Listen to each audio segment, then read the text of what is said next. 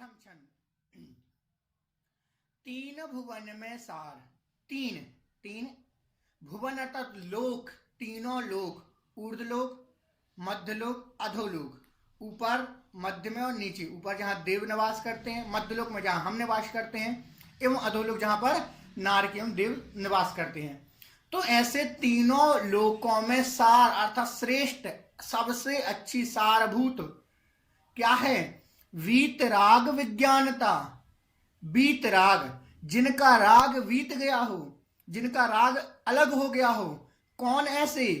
किसका राग अलग हो गया? किसने राग को छोड़ दिया? तो अरहंत परमेष्टि भगवान। विज्ञानता, ज्ञान से युक्त, केवल ज्ञान स्वरूप, जिसको केवल ज्ञान हो गया है। ऐसे जिनका बीत गया हो राग एवं केवल ज्ञान की प्राप्ति हो गई हो, ऐसे अरहंत परमेष्टि। शिव स्वरूप और शिवकार। शिवकार, शिव को देने वाले। शिव शब्द का अर्थ आता है मोक्ष के अर्थ में। तो शिवकार अर्थात जो मोक्ष को देने वाले हैं, एवं शिव स्वरूप मोक्ष का उपाय बतलाने वाले हैं, मोक्ष का मार्ग बतलाने वाले हैं। शिव स्वरूप क्या है? शिव स्वरूप मोक्ष का मार्ग दिखलाने वाले। शिवकार वही मोक्ष को देने वाले।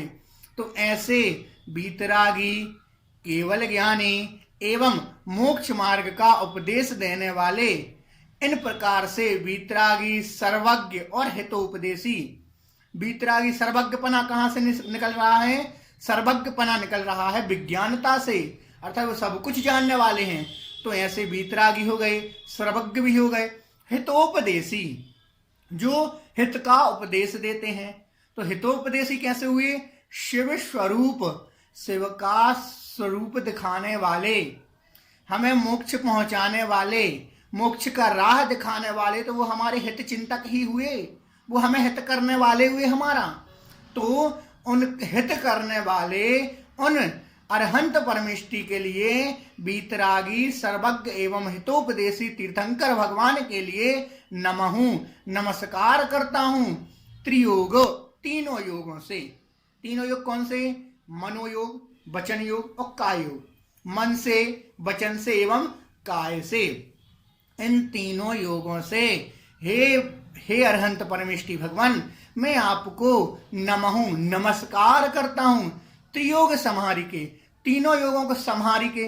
अब इनको क्या आवश्यकता थी कि इन्होंने लिखा संहारी के?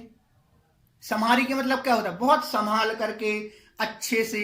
तो जब नमस्कार कर रहे हैं तो इन्होंने ये विशेषण क्यों दिया कि संहारी के? तो कहा कि यदि आप नमस्कार तो कर रहे हैं, परंतु मन आपका बाहर है, वचनों से आप कुछ बोल रहे हैं और हाथ जोड़ करके भगवान को नमस्कार कर रहे हैं, तो नहीं, ये नहीं चलेगा। ये तो हो गया कि वही फॉर्मेलिटी हो गई कि हमने भगवान को नमस्कार कर लिया। नहीं, नमस्कार सच्चा वही है, नमस्कार उत्कृष्ट वही है जब हमारा मन भी भगवान की भक्ति में हो, वचन से भगवान के लिए भक्ति के वचन निकलें, और साथ में हाथों को जोड़ करके जिस आसन में या तो खड़े हैं यदि, तो खड़े होकर के ही, अन्यथा बैठ करके बहुत ही अच्छे से भगवान को क्या करते हैं? नमस्कार करते हैं। तो जैसे ये तीनों योग समान होंगे, इसमें किसी प्रकार की चंचलता नहीं होगी, तो नियम से हमारा किया हुआ नमस्कार सफल होगा। क्योंकि सारा हमारा धर्म कैसा है? भाव प्रधान धर्म है। हमारे जितने अच्छे भाव होंगे, उतना अच्छा परिणाम भी, उतने अच्छे भाव, उसका फल भी हमें मिलेगा। क्यों? क्योंकि जैसे भाव होते हैं वैसा कर्म का बंध होता है, अर्थात शुभ बंध होगा। और यदि वृत्ति बन करके हम नमस्कार कर रहे हैं या कुछ भगवान की भक्ति कर रहे हैं, तो निर्जरा भी अवश्य होगी। तो जब तक निर्जरा नहीं हो रही, तब तक अपने भावों को इस उद्देश्य से बनाओ कि भगवान, मैं आपके चरणों में नमस्कार इसलिए कर रहा हूं कि भगवान, मुझे इस संसार से शीघ्रता से छूटना है। मैं अभी गृहस्थ हूं, मुझे ऐसा बना दो कि मैं आगे चल करके शीघ्रता से महाव्रती बन जाऊं, और महाव्रती बन करके मोक्ष की राह पर पहुंच जाऊं। तो वो महाव्रती बनने के लिए भी शिव स्वरूप, शिवकार अर्थात शिव का कारण और शिव का मार्ग भी हमें बताने वाले यहाँ पर अरहंत परमेष्टि भगवान ही हैं। पुनः एक बार अर्थ देखें। तीन भुवन में सार, तीनों लोकों में सबसे श्रेष्ठ क्या है?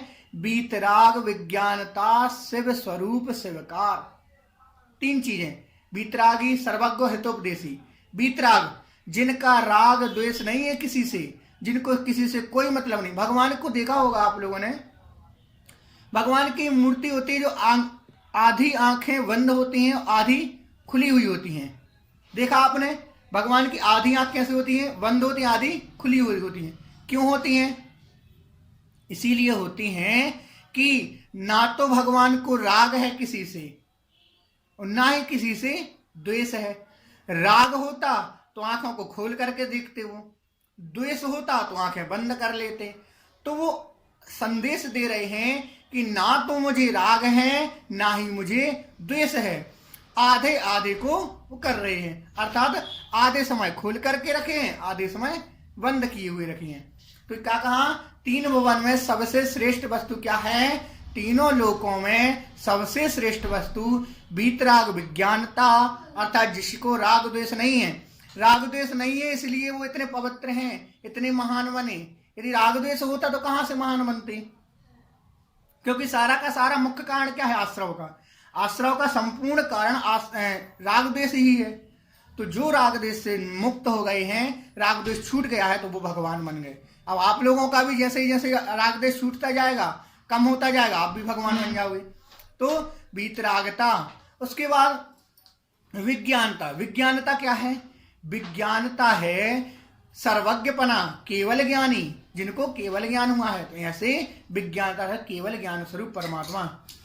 शिव स्वरूप, शिवकार, शिव स्वरूप, मोक्ष को देने वाले, मोक्ष का राह दिखाने वाले, शिवकार, मोक्ष को देने वाले।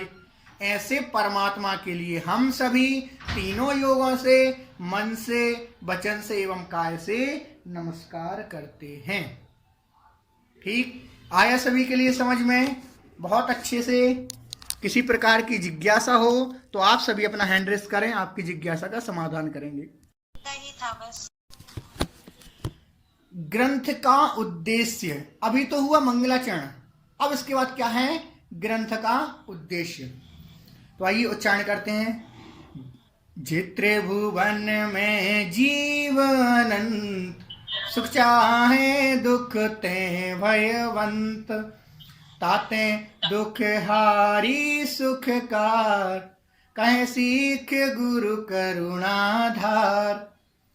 जित्रिभुवन में जीव अनंत, सुख चाहे दुख ते भयवंत, ताते दुख हारी सुखकार, कहे सीख गुरु करुणाधार।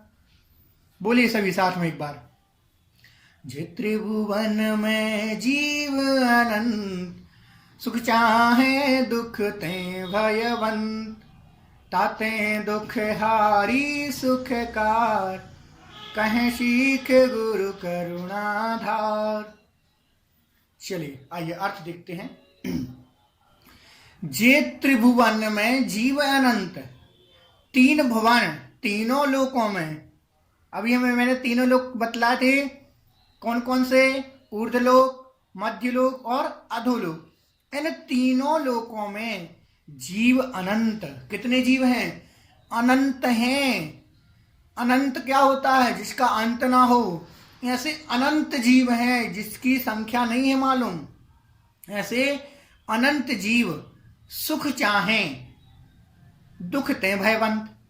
सुख तो चाहते हैं लेकिन दुख से क्या होते हैं? घबराते हैं। दुख मिलते ही घबराने लगते हैं। हम सभी क्या है? सुख के लिए तो कामना करते हैं, मुझे भी सुख मिले, सुख मिले, सुख मिले। सुख के गुण गाते रहते हैं, सुख मिलने की प्राप्ति हेतु कार्य करते रहते हैं। और सुख प्राप्त करने के लिए ना जाने क्या क्या करते हैं, फिर भी सुख नहीं मिलता है। तो सुख तो चूंकि संसार में है ही नहीं, और पंचम काल में तो और भी नहीं है। तो जो सुख हमें मिल रहा है थोड़ा बहुत, वो क्या है? भ्रम है आपका। किंचित भ्रम हुआ। इष्टोपदेश जी में आचार्य पूज्यपाद स्वामी जी ने कहा है कि आपको जो ये सारा सुख अनुभव कर रहे हो, सोच रहे हो कि मुझे तो बहुत सुख मिल गया, मुझे सुख मिल गया। नहीं, ये सुख नहीं है, ये तो भ्रम है आपका, कल्पना मात्र है। तो इस संसार में सुख तो नहीं है, परंतु दुख ही दुख है। इतना अधिक दुख है कि जिसके बारे में और जिसको सोचने पर, जिसको इस दुख के बारे में यदि हम चिंतन भी करते हैं तो चिंतन करते वक्त भी दुख होता है। देखिए, दुख के बारे में सोचते ही दुख होने लगता है, तो फिर विचार करो कितना दुख होगा इस संसार में। तो सुख चाहें, सुख तो चाहते हैं परंतु दुखते भयवंत, दुख से डरते हैं। हम सभी संसारी जीव सुख को चाहने की इच्छा रखते हैं परंतु दुख से घबराते हैं। ताते दुखहारी सुख का, ताते उन इन जो ऐसा चाह रहा हो उनके दुखहारी, दुख को हरण करने की, दुख को दूर करने की और सुखकार, सुख को दिलाने वाली कह रहे हैं सीख गुरु करुणाधार। ये हमारे लिए सिखा रहे हैं कौन? पंडित दौलत राम जी कह रहे हैं कि मैं आपको ये सारी चीजें बतला रहा हूं, शिक्षा दे रहा हूं, कह रहा हूं कि आप यदि दुख से निकलना चाहते हैं, सुख को प्राप्त करना चाहते हैं तो गुरु करुणाधार गुरुओं के लिए शिक्षा को प्राप्त करो जो हमारे गुरुओं ने दी हुई है और जो हमारे लिए गुरुओं ने सिखाई हुई है। तो उनको पढ़ करके, और सुख कहाँ मिलेगा? दुखहारी। दुखहारी मतलब क्या है? दुख को हरण करने वाला, दुखों को दूर करने वाला, एवं सुखकार, सुख को दिलाने वाला। तो सुख कहाँ मिल रहा है? सुख मिलेगा हमारे लिए कहाँ पर? सिर्फ और सिर्फ मोक्ष में। यदि आप उससे थोड़े से कम सुख की बात करते हैं कुछ समय के लिए, तो आ जाइए देवगति में। देवगति से और कम यदि सुख किंचित, यदि और थोड़ा सा महसूस करना चाहते हैं सुख, जैसे हम सभी कर रहे हैं मनुष्य गति में।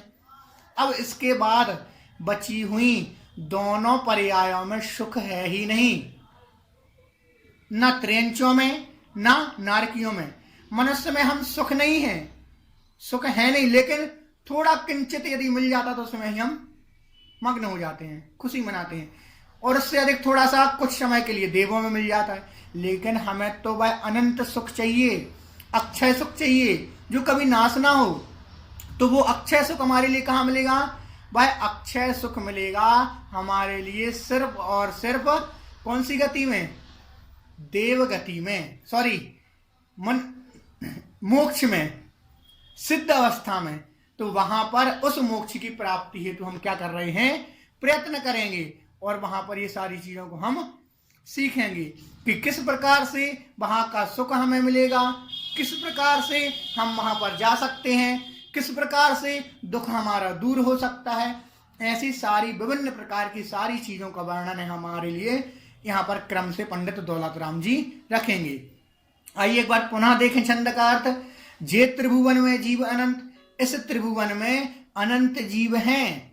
सुख चाहे दुखते भयवंत, सुख तो चाहते हैं परंतु दुखते भयवंत, दुख से घबराते हैं कि दुख ना हो मुझे। दुख मिल जाता है तो डरने लगते हैं, थोड़ी सी परेशानी हुई तो परेशान होने लगते हैं, थोड़ा सा परेशान हुआ परेशान होने लगते हैं। तो सुख तो चाह रहे हैं, लेकिन सुख प्राप्ति करने हैं तो दुखों को भी तो सहन करना पड़ेगा थोड़ा सा। यदि सुख चाहते हो तो शरीर को कष्ट दो, तपश्चर्या करो। बड़े बड़े आचार्यों ने इतनी तपश्चर्या की है, इतने व्रत संयम नियम पालन किए हैं, तप धारण किया है। तो क्यों किया? उनको नहीं लगा, उन्होंने चाहा कि सुख ही चाहिए मुझे। तो ऐसे जो सुख चाह रहा हो तो वह दुखहारी सुखकार, ताते उन सभी के लिए, उनके लिए जो ऐसा करना चाहता है। दुखहारी सुखकार, दुख को हरण करने वाली एवं सुखकार, सुख को प्रदान कराने वाली, प्राप्त कराने वाली सीख अर्थात शिक्षा को कह रहे हैं गुरु करुणाधार। इसलिए गुरु हमारे जो आचार्य महाराज हैं, उन्होंने हम सभी जीवों पर करुणा करके, उन्होंने हमारा हित चाह करके हमारे लिए क्या किया है? ये ग्रंथ लिखा है। अर्थात ये इस ग्रंथ से संबंधित जिनवाणी का जो स्वाध्याय हमारे बीच में है, वो सारी चीजें क्या है? लिखी हुई हैं। तो इन सभी चीजों का हम स्वाध्याय करें, पालन करें तो नियम से हमारे दुख दूर होंगे और सुखों की प्राप्ति होगी।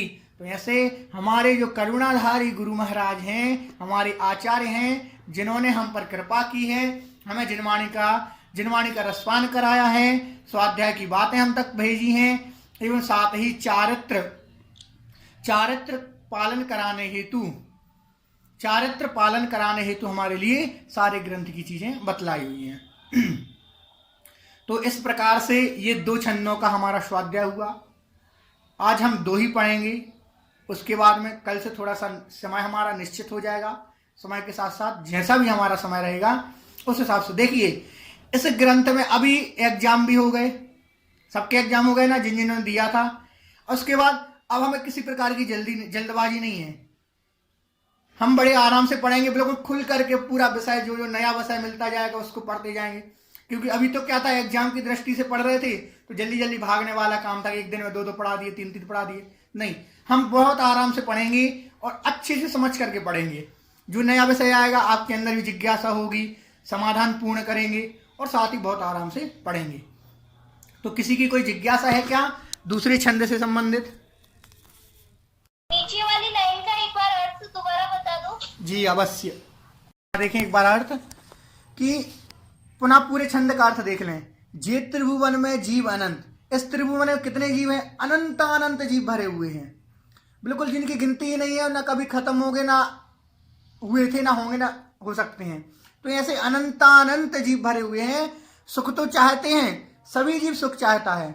आज हम हैं, हम भी सुख चाह रहे हैं। जो देव हैं वो और सुख चाह रहे हैं। नारकी हैं, वो कष्टों में पड़े हुए हैं, फिर भी वो सोच रहे हैं कि सुख मिले, और दुखते हैं भयबंद, और दुख से क्या होते हैं, घबराते रहते हैं, ताते हैं। इसलिए उनकी, किनकी, जो सुख चाह रहे हैं, दुख से घबरा रहे हैं, उन सारे जीवों के लिए दुखहारी, दुख को हरण करने वाली, सुखकार, सुख को प्रदान कराने वाली, मतलब हम यदि दुख में हैं तो दुख से निकाल करके सुखकार, सुख को प्रदान कराने वाली कह रहे हैं सीख, शिक्षा।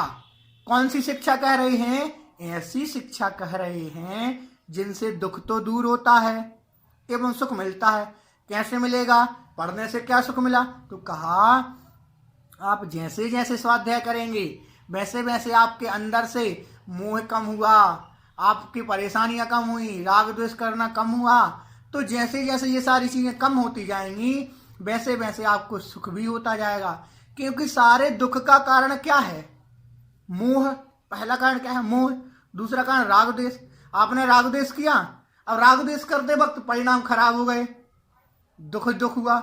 आपने अधिक मोह किया, और मोह, जिससे मोह किया तो भाई हमने छोड़ करके चला गया, तो क्या हुआ? दुख होने लगा। तो ये सारे कारण हमें क्या होंगे? दूर करेंगे। किससे दूर करेंगे? इन दुखों से दूर कर करके हमें सिखाएंगे कि आपको इनसे दूर कैसे होना है।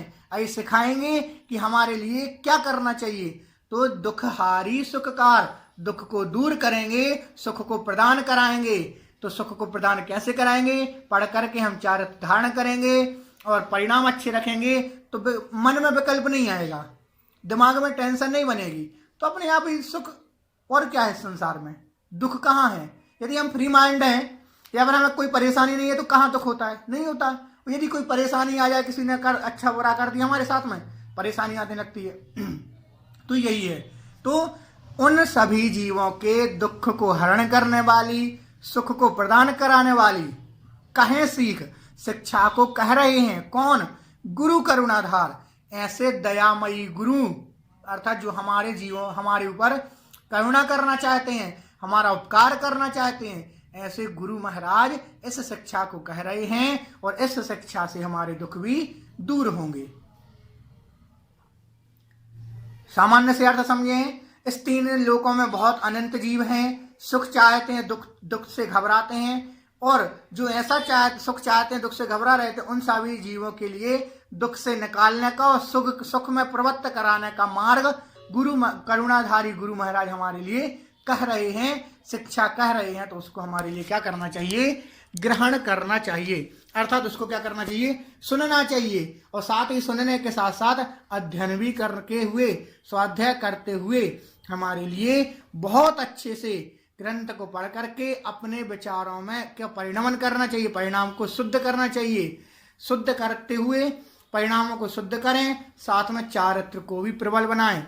धीरे धीरे कोशिश करें। आप सोचो कि एक साथ में तो महावृत्ति बन जाऊं, या फिर एक साथ में सारा का सारा एक साथ में प्राप्त कर लूं, नहीं। धीरे धीरे कोशिश करें। आज एक नियम लिया, कल दूसरा लेंगे, परसों तीसरा लेंगे, चौथा लिया, एक एक करके मजबूती बनाते जाएं। आज 1 महीने का नियम है, कल 2 महीने का लेंगे, 1 साल का किया, 10 साल का किया, 20 साल का, आजीवन किया, ऐसे क्रम से करते जाएं। इससे क्या होगी, नियम जैसे लेंगे, जैसे जैसे हमने नियम लिए, अब हमारी नियम लेते वक्त रुचि बढ़ेगी। हमारी यदि रुचि बढ़ी तो समझ लेना अब आपकी होनहार अच्छी है। आप चाहते हैं कि मेरा क्या हो, उद्धार हो, मैं जीवन के इस समुद्र से, संसार के समुद्र से, दुख के समुद्र से निकल करके अनंत सुख को प्राप्त करूं, तो आपकी रुचि होनी चाहिए नियमों में, स्वाध्याय में, धर्म में। यदि रुचि नहीं है तो समझ लेना आप नहीं निकल सकते, अर्थात आप संसार में ही भ्रमण करना चाहते हैं। तो जो नहीं चाहता है संसार में भ्रमण करना, वो क्या करेगा, बहुत अच्छे से स्वेच्छा से, देखिए कोई जबरदस्ती वाला काम नहीं है, आपके भाव हैं करें, अन्यथा ना करें। देखिए क्या होता है, हम ये नियम लेते हैं, इसका बहुत अच्छा फल मिलता है। आपको मैं एक कथन ही बता रहा हूं कि नियमों का फल हमारे जीवन में कब पड़ता है, कैसे पड़ता है। कई बार आप लोगों ने देखा होगा, हमारे साथ में कोई अनहोनी घटना घट जाती है कि हमने आज एक नियम आपका चल रहा था कि भगवान का अभिषेक देखे बिना, भगवान का दर्शन किए बिना मैं अन्न जल नहीं ग्रहण करूंगा। किसी ने ऐसा नियम ले लिया, और किसी न किसी प्रकार से कोई भी नियम चल सकता है, एक नियम है, तो वो नियम का जो पुण्य बंध होगा वो आपको बड़ी बड़ी मुश्किलों से निकालने वाला होगा। कभी हमारे साथ ऐसी घटना घट जाती है कि यदि किसी को बतलाओ कि मेरे साथ ऐसी घटना घटी, तो वो क्या कहेगा, इतनी बड़ी घटना हो गई और कुछ भी नहीं हुआ। होता है कभी ऐसा, होता है ना। तो क्यों हुआ, आपने जो पुण्य किया उस नियम की बदौलत वो पुण्य बीच में आया और उसने आपको साबित सीधा बचा दिया। कई बार होता है, मैंने स्वयं से अनुभव किया है, इसलिए मैं इस चीज को मानता हूं। मैंने स्वयं अनुभव किया है, एक बार नहीं 3 से 4 बार मेरे साथ हुआ है। मैंने स्वयं अनुभव किया है कि पुण्य किया हुआ अवश्य बीच में आता है। इसलिए हमेशा पुण्य करते रहो, स्वयं भी पुण्य करो, दूसरों को करने हेतु प्रेरणा दो। कि पुण्य करने से इस प्रकार से ऐसा होता है।